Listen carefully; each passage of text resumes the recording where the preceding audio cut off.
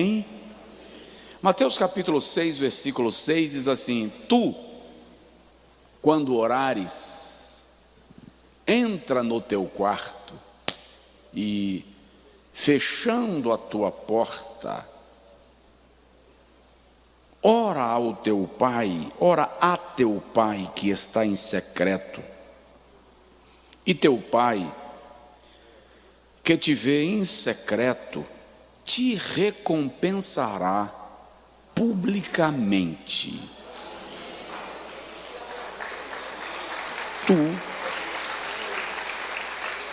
Não projetaram aí a versão que eu estou usando, que é a corrigida fiel.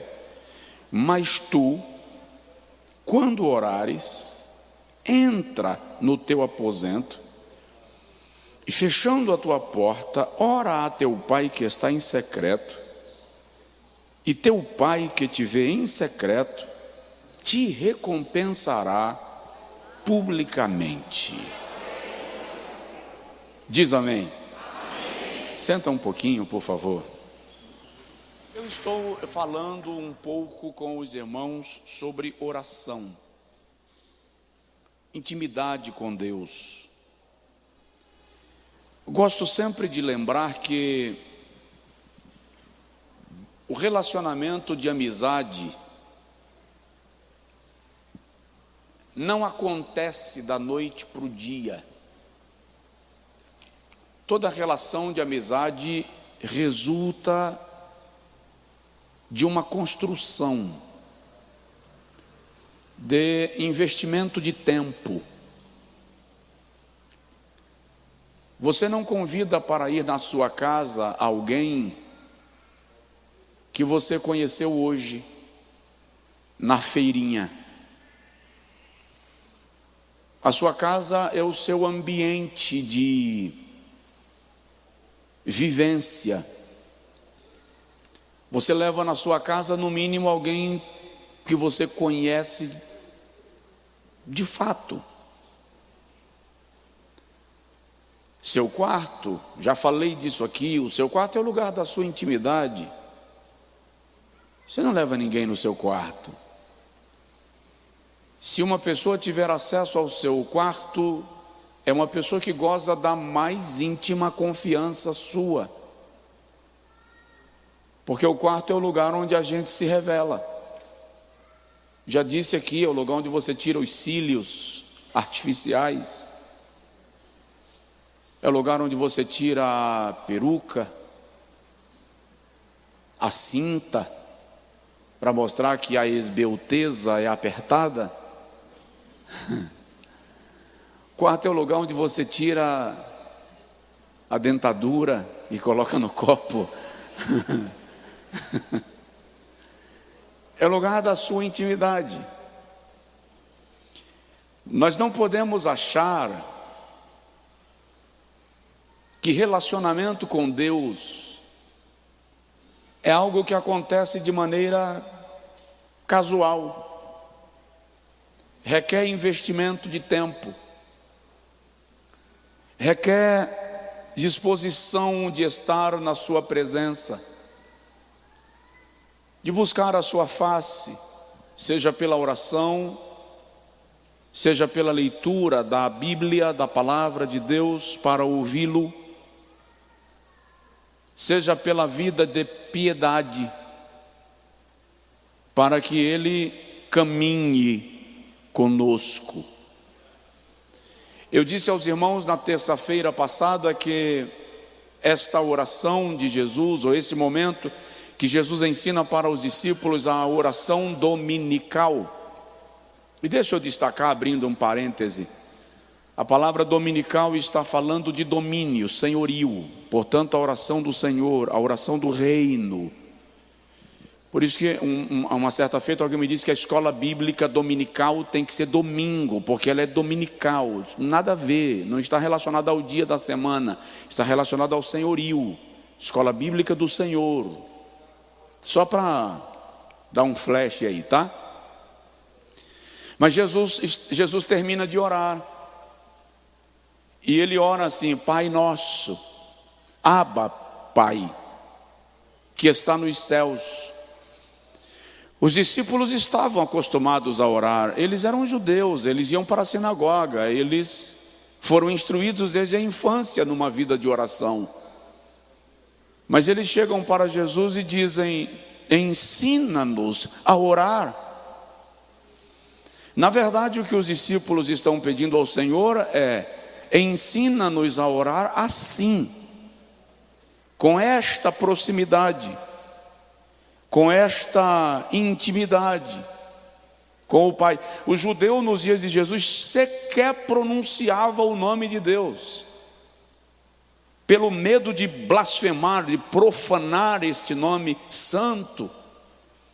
De repente chega alguém num cenário que ninguém sequer pronuncia o nome de Deus e o chama de Pai.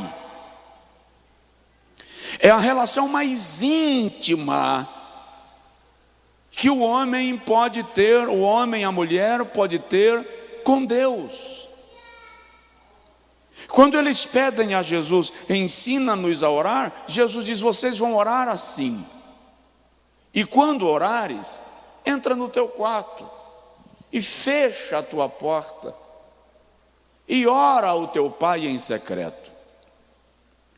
Nós somos muito dados às orações públicas.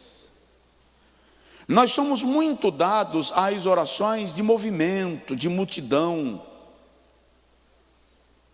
Convoca um grupo para orar, seja no monte, seja na praça.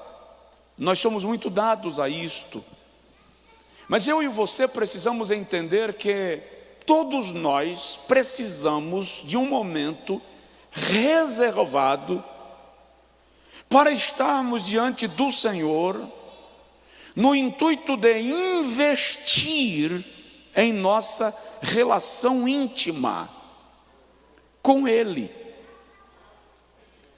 Na semana passada eu disse aos irmãos aqui que Jesus se recolhia para orar em secreto em diversas ocasiões. Por exemplo, ele orava em secreto depois de grandes obras, depois de grandes milagres, ele se recolhia para orar. Diferente de nós, que depois de grandes feitos, queremos a festa, o churrasco.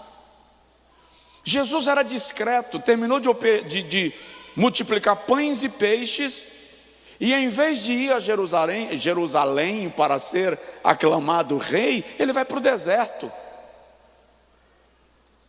a fim de orar.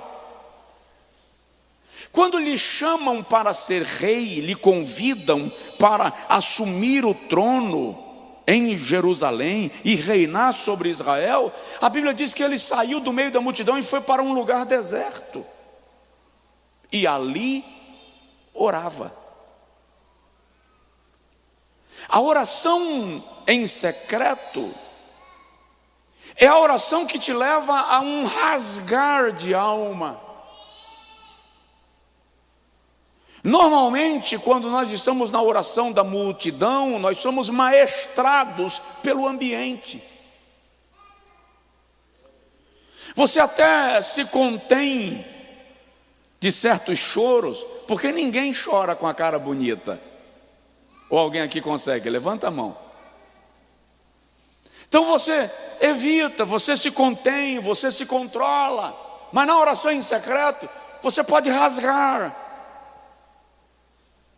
derramar, mergulhar na presença de Deus, expressar-se de maneira profunda, mais honesta possível, porque está na presença daquele que te conhece, que não te julga, que não te mede, te socorre, te resgata, te alenta, te levanta, te consola, te fortalece e te renova.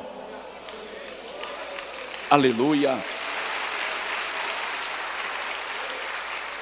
John Wesley, grande avivalista do Reino Unido, testemunha que ele passava semanas inteiras em oração. Martinho Lutero o grande reformador. Depois do movimento da reforma, passava dias, noites, semanas em jejum e oração sozinho. Um dos grandes pregadores da história da igreja se chamou Dwight Lyman Moody. Ele é conhecido como um dos maiores pregadores de todos os tempos. Moody morava em Chicago. Ele ganhou para Jesus, antes de morrer, obviamente, mais de 1 milhão de almas. Numa época que não havia satélite, televisão, rádio, internet, Moody encheu os maiores auditórios do mundo para ouvi-lo. O seu testemunho conta que uma certa feita Moody estava embarcando de Chicago para Londres. As viagens eram longas, ficava-se mês fora de casa. E um dos seus obreiros veio lhe pedir, já que ele iria se ausentar. Um jovem pregador estava visitando Chicago. Por que Moody não permitiria aquele jovem pregador ministrar num dos cultos, já que ele estaria ausente? E Moody não dava o seu púlpito a ninguém. Já que ele iria se ausentar, ele concordou e responsabilizou o obreiro que estava indicando o pregador, que se alguma coisa desse errado, você responde. No dia de viajar, Moody chamou a sua esposa e disse: olha, fica atenta ao pregador que vai ministrar aí, para quando eu retornar, você me falar como foi. E ele viajou, foi embora, foi pregar.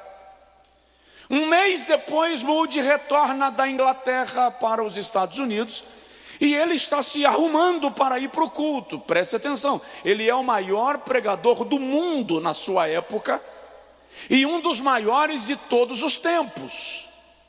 Então, quando ele está se arrumando para ir ao culto, ele lembra do pregador, e ele pergunta para a esposa: e o pregadorzinho?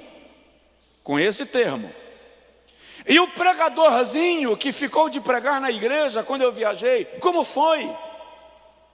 E a mulher dele, olhando para ele, disse assim: prega melhor do que você. Irmão, quando a mulher do cara diz um negócio desse, a casa caiu. O negócio não está bom. Aí ele fez assim: como? Ela disse: ele prega melhor do que você. Pregou o mês inteiro, em todos os cultos, e ele é o pregador de hoje à noite. Moody disse: não, cheguei de viagem. Quando eu chego, quem prega sou eu. E a esposa dele disse: você que sabe, mas a igreja prefere ouvi-lo do que ouvir você. Irmão, Moody se chateou com aquilo, foi para o culto e resolveu ouvir o pregador para ver o que ele tem, que é melhor do que eu. Enquanto o pregadorzinho falava, o Espírito Santo disse a Moody: se afaste por 1 ano, pare de pregar, vai orar e volta para a minha presença, porque eu quero renovar você. Moody nos ensina a partir de então que existe um momento na vida do pastor, na vida do pregador, na vida do cristão, que ele começa a funcionar no automático.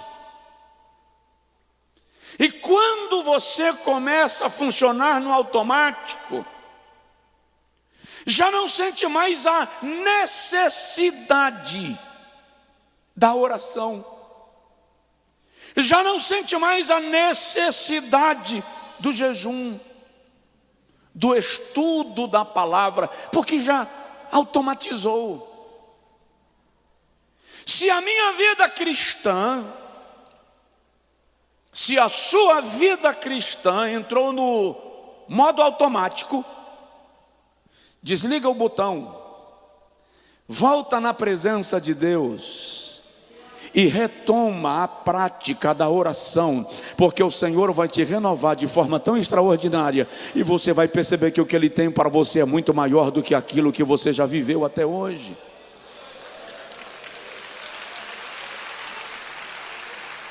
Eu disse aos irmãos, semana passada, que a oração em secreto gera arrependimento. Não vou tratar mais disso, a mensagem está disponível.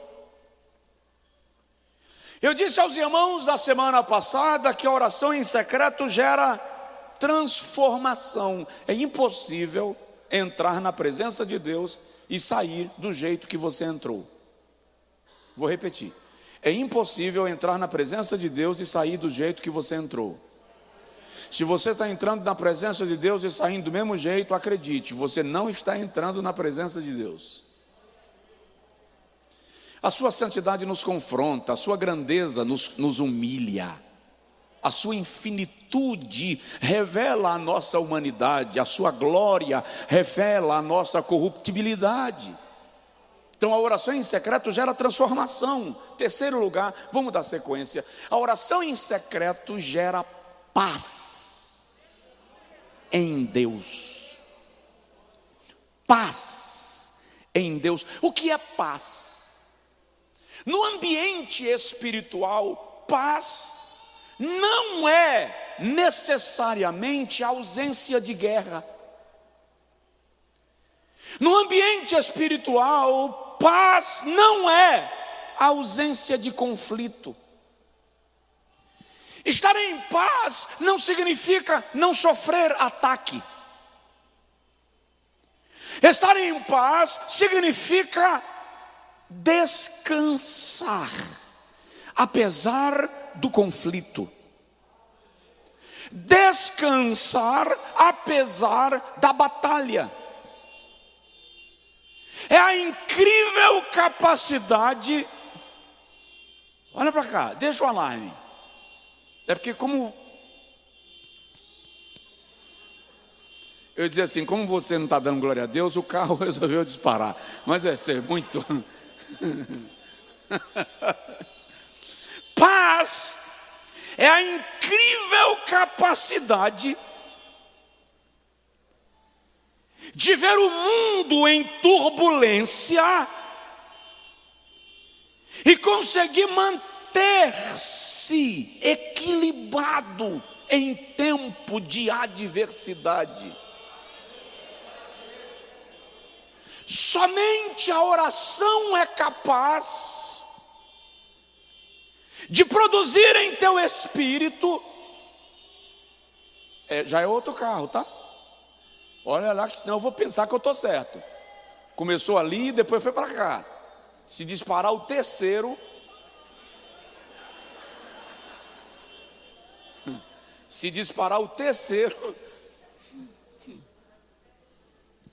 paz é a incrível capacidade de dormir sabendo que vai morrer amanhã, como Pedro em Atos 12.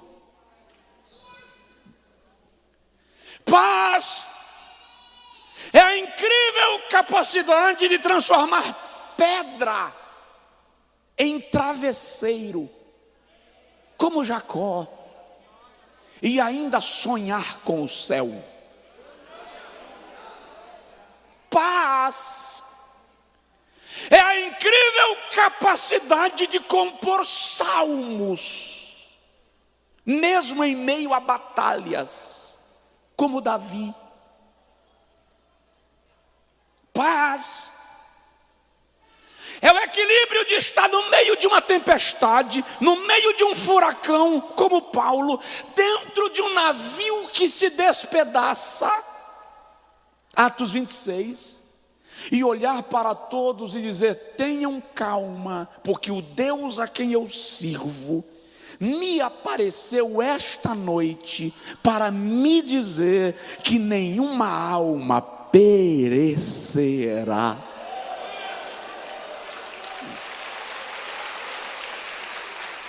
Oh, aleluia! Segundo livro de Samuel, capítulo 12, quando o filho de Davi com Batseba adoece, o primeiro menino, porque o segundo é Salomão. Quando o menino adoece, Davi começa a jejuar e a orar. Isso está lá nos versículos 16 a seguir. Ele ora e jejua com o menino doente. E ele manda suspender as músicas do palácio.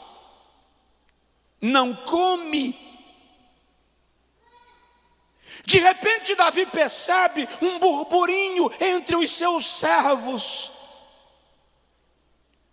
O menino morreu e os servos de Davi não queriam falar-lhe, porque eles entendiam, se com a criança doente, ele não estava nem comendo, nem bebendo, suspendeu as músicas do palácio, quanto mais agora se souber que o menino morreu, ele vai entrar em depressão. Quando Davi percebe os bochichos nas salas do palácio, ele se levanta e diz assim: a criança morreu? E os seus servos dizem: sim, a criança morreu.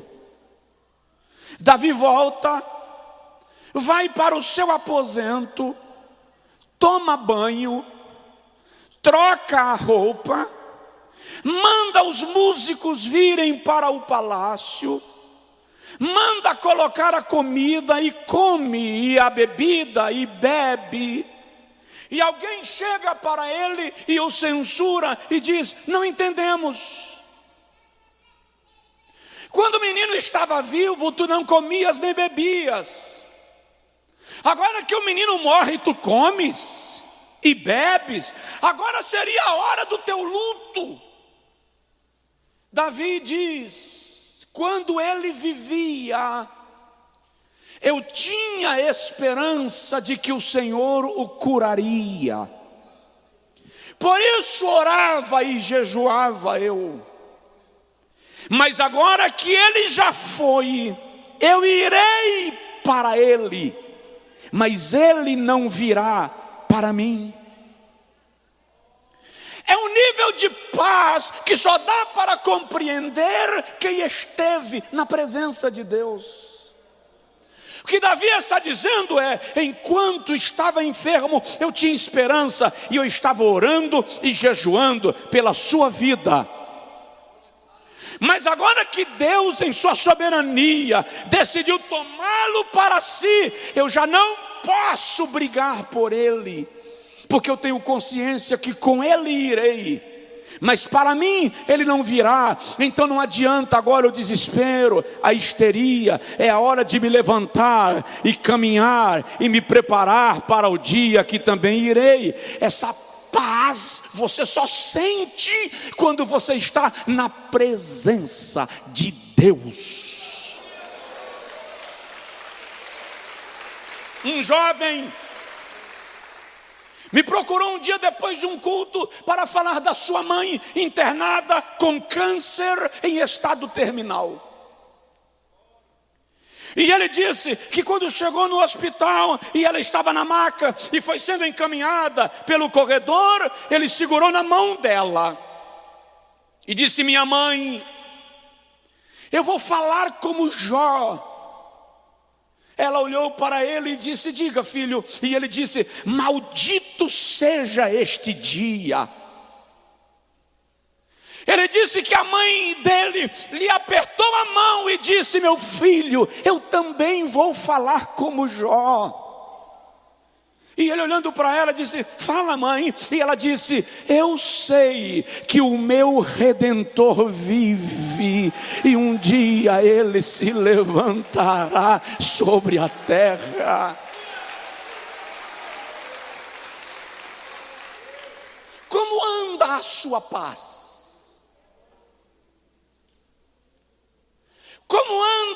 sua tranquilidade mental.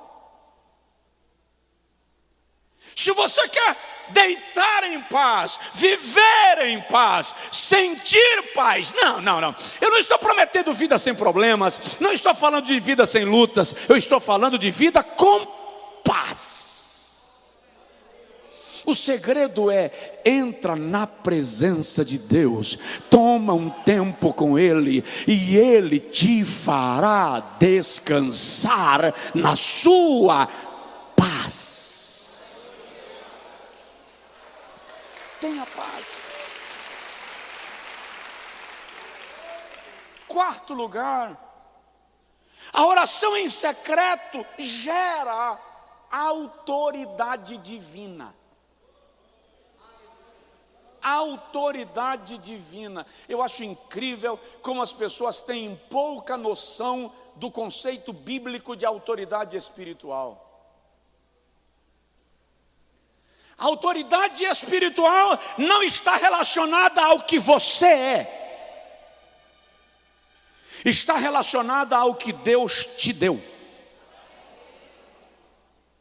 Eu era menino, 17 anos, morava em São Paulo. Fui convidado por um casal para ir num retiro espiritual da igreja deles. Eu acho que eu não pregava ainda, e se pregava era assim, bem no início. Lá no retiro, um espírito maligno se apoderou de uma jovem. E lá vai o sai, não saio. Sai, não saio. E aquilo virou E todo mundo que se aproximava e dizia sai, o espírito maligno dizia não saio. E virou uma coisa, e eu fui me aproximando, e quem estava comigo era um irmão chamado Jurandir, que me levou, e eu cheguei para o irmão Jurandir e falei assim, eu posso me aproximar? Ele disse, pode, vai lá e ora.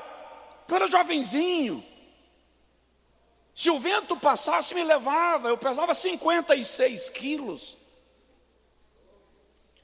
E quando eu cheguei perto da moça, eu disse assim, espírito maligno, em nome de Jesus, sai dela. A moça estremeceu e ficou livre. O pastor me pegou pelo braço e me deu uma arrebatada. Aí ele disse assim, eu não vou admitir um jovem que tem menos tempo de vida do que eu de ministério expulse um demônio que eu não consegui expulsar. Eu respondi para ele de uma forma que hoje eu não responderia, tá? A educação hoje não permite. Mas eu olhei para ele e falei assim, pastor, o crente mais velho da Bíblia é o diabo e vai para o inferno.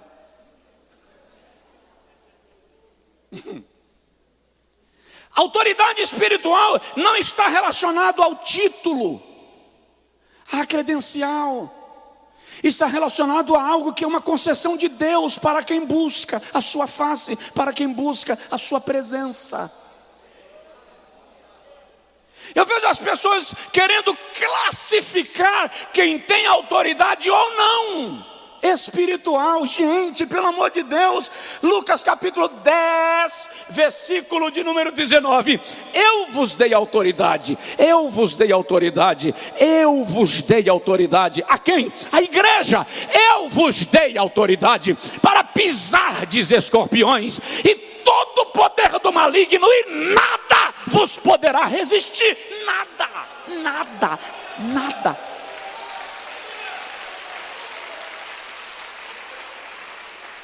Use a autoridade que Deus lhe deu. Juízes capítulo de número 6 revela isso. Quando o anjo do Senhor aparece a Gideão, lá no versículo de número 11 a seguir, Gideão está moendo trigo no lagar. Moendo trigo no lagar. Fiquei na dúvida agora, porque lagar não é lugar de moer trigo. Lagar é lugar de pisar uva.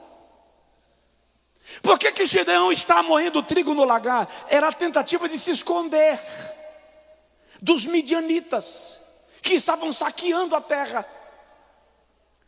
Enquanto ele está moendo trigo, o anjo aparece e diz assim: varão valoroso, não já te mandei eu?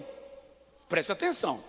Não já te mandei eu Não te mandei ir contra os midianitas? Esforça-te. Presta atenção, essa não é a primeira vez que o Senhor manda Gideão ir, o Senhor já tinha mandado. Aí Gideão diz assim: mas eu não já disse que eu não posso? Por que não pode? Porque eu sou o filho mais novo da casa do meu pai. No contexto judaico, o filho mais novo não poderia fazer nada se não fosse comandado pelo mais velho. Gideão diz: eu não posso, em nome da tradição, em nome da religião, eu não posso. Eu estou orando, deixa eu abrir um parêntese. Na verdade eu estou parindo. Eu estou dando à luz. Eu estou pedindo a Deus que a igreja seja liberta do espírito da religiosidade. Porque a religiosidade estraga a nossa relação com Deus, ela limita as coisas, coloca regras humanas para aquilo que é divino. Fica tentando maestrar humanamente o que é espiritual. Eu estou pedindo a Deus que a nossa mentalidade seja liberta disto. Porque quanta gente que recebeu de Deus o dom, o talento, a unção, a graça, e não faz, porque eu sou o filho mais novo da casa do meu pai. Jeová está dizendo: olha para cá, esquece a credencial, esquece o título, esquece a posição, esquece o tempo de crente, se entrega que eu te uso, se entrega que eu derramo.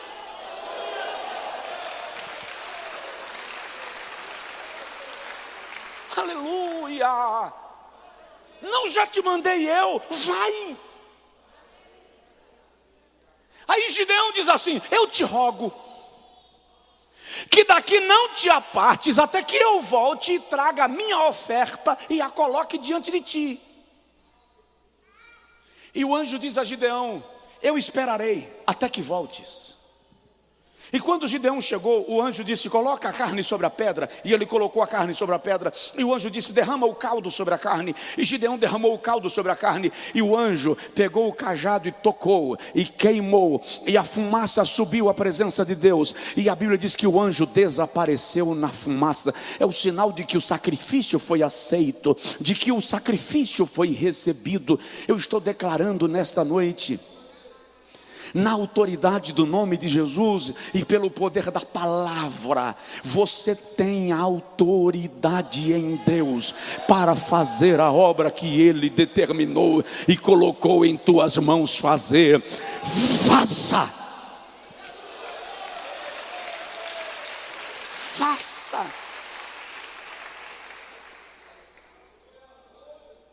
Agora, muitas vezes a gente quer ter autoridade aqui sem buscar a face de Deus, sem entrar em oração. Lembro de uma certa feita, morávamos em Olindina. Eu sentei para o café da manhã. Sabe aquele dia que o café está mais cheiroso? Eu já tinha passado manteiga no pão, e o pão estava quente. Você sabe o que acontece quando você passa manteiga no pão quente? Ela dança, ela baila. Quando eu fui levando o pão à boca, o Senhor falou comigo assim: não toma o café da manhã hoje, jejua. Eu segurei o pão assim e fica assim: o Senhor não podia ter me dito antes? Porque agora é complicado, né, irmão? Você já está com o cheiro e o sabor. E o Senhor apenas repetiu e disse assim: jejua. Eu desci o pão com muita má vontade, não vou mentir. Desci o pão, coloquei no prato, me levantei, fui para o quarto, me ajoelhei, tentei entender. Daqui a pouco alguém bate na porta. Quando a porta abriu, eu ouvi, quando o irmão falou assim: cadê o pastor Josué? Eu estava em oração ouvindo, ele disse: pede para ele vir rápido. Eu fui orar por uma moça na rodoviária e ela ficou possessa. Já rasgou 2 camisas minhas e disse que vai rasgar a terceira. E eu vim chamar o pastor. Aí eu entendi.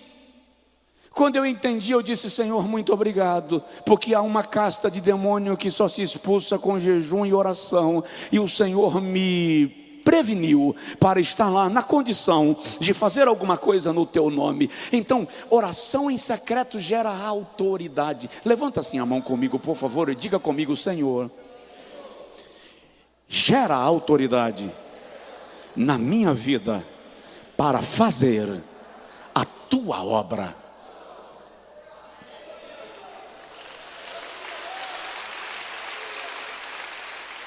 Quinto lugar, o quinto resultado da oração em secreto é graça diante dos homens. Diga comigo: graça diante dos homens. Você vai para uma reunião importante? Fica um tempo de oração primeiro. Você tem uma negociação importante para fazer? Toma um tempo com Deus primeiro. Tem uma demanda para resolver que você não encontra o caminho? Toma um tempo com Deus. Você vai ver que quando você fica um pouco com Deus, antes de se assentar com aqueles com os quais você há de se reunir, quando você chega, Jeová já abriu o caminho, já desmanchou os corações, já quebrou as resistências, porque a oração vai desmontando toda estrutura espiritual. Neemias capítulo de número 1, a Bíblia diz, versículo 4, Neemias soube da situação daqueles que estavam em Jerusalém. Neemias não precisava se preocupar com quem estava em Jerusalém. Afinal de contas, ele era homem da mais alta confiança do rei. Quem? Do rei Artaxerxes Longímano II, o homem mais poderoso do mundo naqueles dias. O império de Artaxerxes chegou a 180 províncias, 180 nações estavam debaixo do seu comando. O seu exército superou 1 milhão de homens. Neemias é o copeiro-mor, é o cara que garante a vida de Artaxerxes. Vai se preocupar com quem está em Jerusalém? Aí ele pergunta: como estão os que ficaram em Jerusalém? E o seu primo, Anani, diz assim: não estão bem, estão em opróbrio. O templo foi destruído, as muralhas da cidade foram derribadas, o túmulo dos nossos pais está abandonado. Quando Neemias ouve aquilo, ele se afasta. E os versículos seguintes dizem que Neemias foi à presença de Deus em oração e em jejum.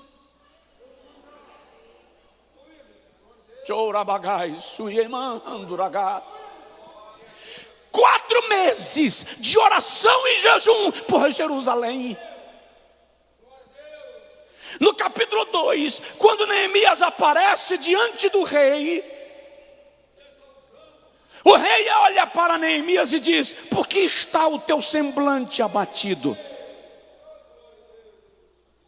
Abatido ali não é triste, é desfigurado. Depois de 4 meses de jejum e de oração, sem dúvida, emagreceu, semblante caiu. E o rei pergunta: por que teu semblante está abatido? Como se dissesse: você está doente. E o rei olha para Neemias e diz: pede-me o que quiseres. Mas quem disse que Neemias queria alguma coisa? Para o rei dizer: pede o que você quiser. Por que o rei faz esse pedido? Porque a oração é a chave que vai abrindo as portas. Você vai se aproximando e elas vão se abrindo, elas vão acontecendo. E Neemias diz: como posso eu estar alegre se a cidade dos meus pais está em abandono? O rei olha para Neemias e diz: dize-me o que tu queres que seja feito e eu te farei. Não é assim simples, irmão. Jerusalém foi destruída por invasão. Os reis não queriam reconstruir essas cidades, queriam exterminá-las. Mas o rei olha para Neemias e diz: pede o que você quiser e eu te dou. Como? Oração. Oração.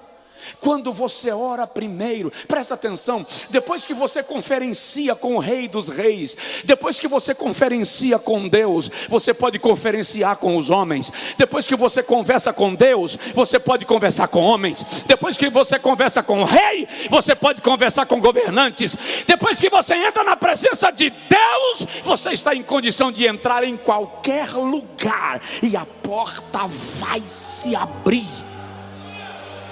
Eu estou lhe dizendo, a porta vai se abrir.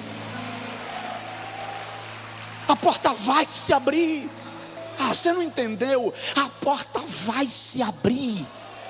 Eu estou profetizando sobre a sua vida. A porta vai se abrir. Por que vai se abrir? Porque Deus vai te dar graça diante dos homens. Os homens vão ver em você o que eles não viam, porque Deus vai fazer isso.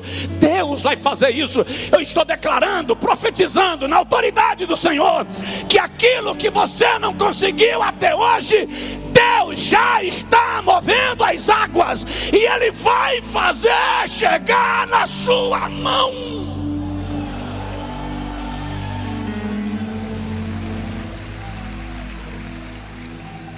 Toma um dia de oração, separa um dia,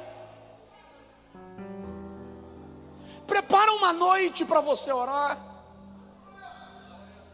Pastor, não dou conta de uma noite. Separa alguns momentos durante dias X. Antes de colocar na mesa do prefeito, antes de colocar na mesa do governador, antes de colocar na mesa do juiz, antes de colocar na mesa do desembargador, ou do patrão, ou do sócio, coloca aos pés de Jesus. Ah, em nome de Jesus, aprende isso. É tanta coisa que está guardada para você, e você não está usando a chave. E o Senhor está dizendo: use a chave. Venha na minha presença, que quando você sair da minha presença,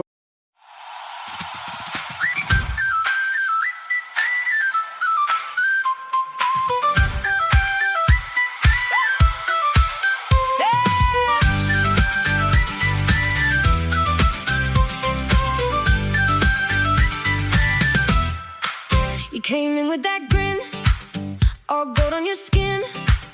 Tap your heel on the floor, like you've done it before. Little lace in your hair, yeah, you make the whole room stare. I'm trying not to fall fast, but baby that won't last. Oh, you got that spark, cut right through the dark. Hands up, let it fly. Tell me that you're mine. Dance, dance, Brady groove. You pull me in.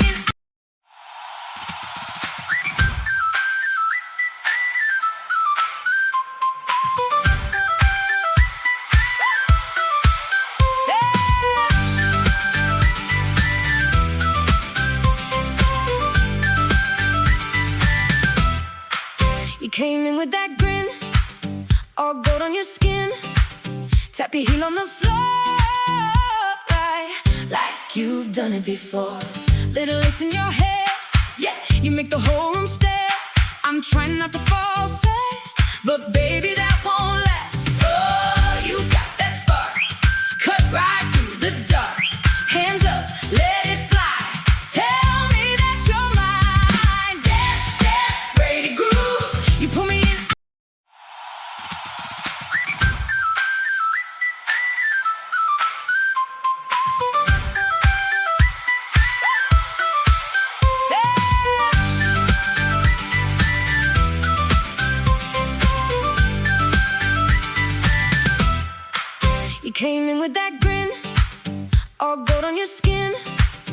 Tap your heel on the floor,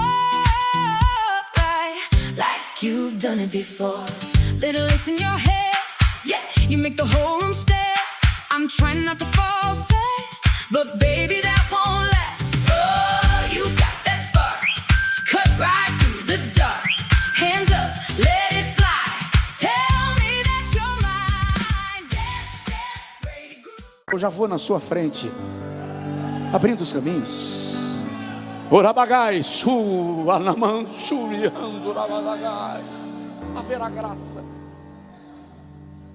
Coloca a mão assim sobre a sua cabeça e diga comigo: Senhor, me dá graça diante dos homens.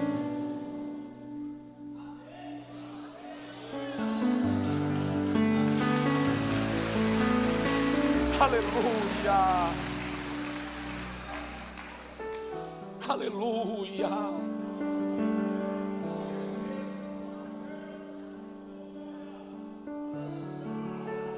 Vou falar mais uma coisa e a gente encerra.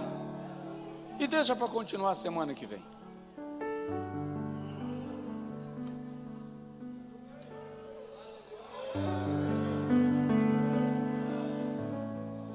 Alguém me perguntou essa semana: por que o senhor nunca termina uma mensagem? O senhor termina todas. Eu só não termino na hora que eu quero. Só isso. Às vezes eu quero terminar hoje, mas o Espírito Santo tem um momento que ele diz assim: chegou, parou, acabou. E se eu não conseguir perceber quando ele diz chega, eu vou ficar enxugando gelo. Ele já disse algo poderoso para você hoje. A porta vai se abrir. Tem gente aqui com demandas muito sérias, esperando serem liberadas, resolvidas. Eu estou te dizendo isso movido pela autoridade do Espírito Santo. Antes de ir para a reunião, antes de ir para a audiência, antes de ir para a demanda, tome um tempo em secreto com Deus.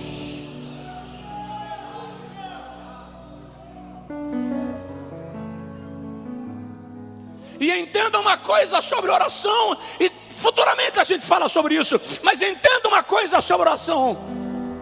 Quando Deus quer que você pare de orar acerca de um assunto, você sabe. Enquanto o Espírito estiver te impulsionando a orar sobre aquela questão, é porque Deus ainda quer você em posição de oração por aquilo.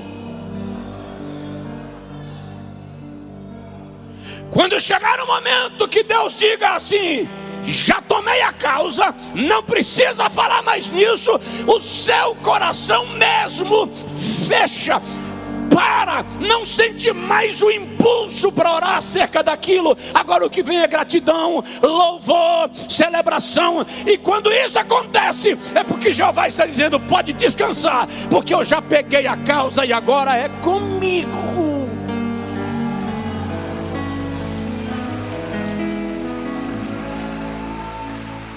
Mas enquanto Deus te mandar orar por algo, não pare de orar. Enquanto Deus te mandar orar por algo, não pare de orar. Ore. Ore, porque você está numa batalha por uma questão. E a taça ainda não encheu. O Apocalipse capítulo 5 diz que diante de Deus estão taças de ouro. E elas estão cheias de incenso. E o texto diz que o incenso são as orações dos santos.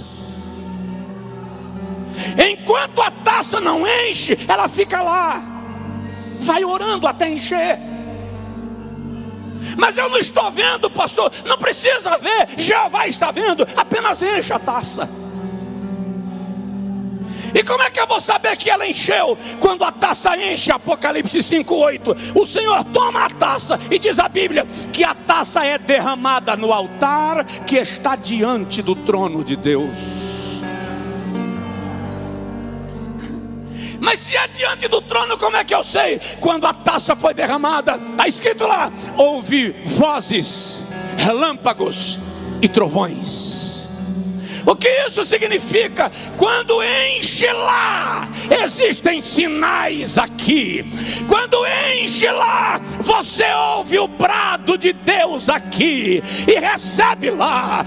Quando Deus bradar, você vai saber que Ele bradou.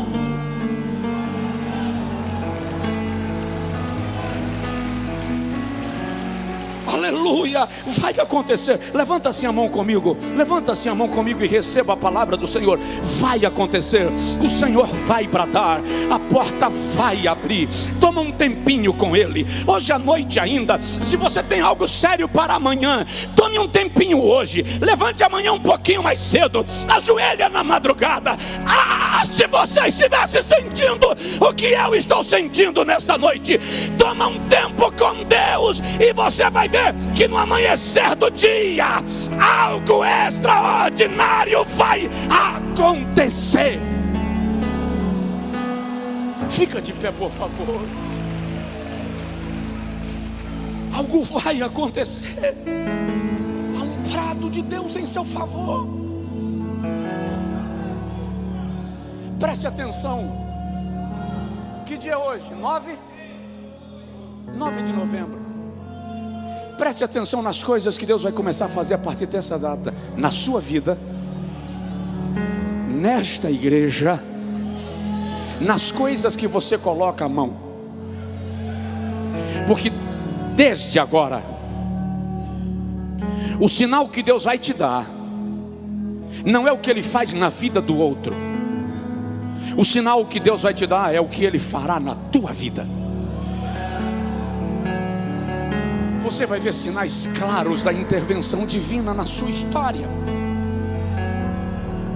Você vai ver o Senhor mover as águas e trazer para perto de você quem deverá estar perto. Gente que vem te pedir perdão sem você saber se quer, que aquela pessoa havia te feito algo. O Senhor vai mobilizar aquele negócio que estava parado e você cansou e nem mexeu mais. A outra parte vai te ligar e dizer: vamos retomar.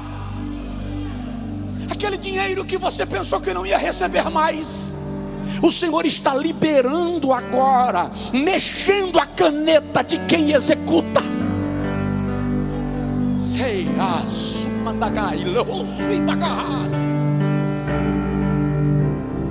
Se Ele vai mexer com o secretário, se Ele vai mexer com o juiz, se Ele vai mexer com o desembargador, não é problema nem meu nem seu. O fato é que Ele vai mexer. Eu estou lhe dizendo que lá no fundo das águas, Jeová está fazendo as águas entrarem em movimento. Mas eu não estou vendo nada, pastor. Não se preocupe em ver, apenas espere. Ele está movendo as águas lá no fundo. Eu disse aqui semana passada, quando Moisés feriu as águas, ele feriu aqui, mas o mar não abriu daqui para lá, o mar abriu de lá para cá. Ninguém viu nada, mas o mar estava se abrindo. E eu declaro na autoridade de Jesus, eu declaro debaixo do poder da palavra, eu declaro debaixo da autoridade profética, que Deus está movendo as águas no lugar que você não está vendo. E quando você vê, é porque o milagre já está despontando na superfície. Profetizo em nome de Jesus, vai acontecer, vai acontecer. Vai acontecer. Se você quiser orar por alguém, ore. Se o Espírito te mandar profetizar sobre alguém, profetize. Vai acontecer, porque o Senhor está dizendo: entra no teu quarto.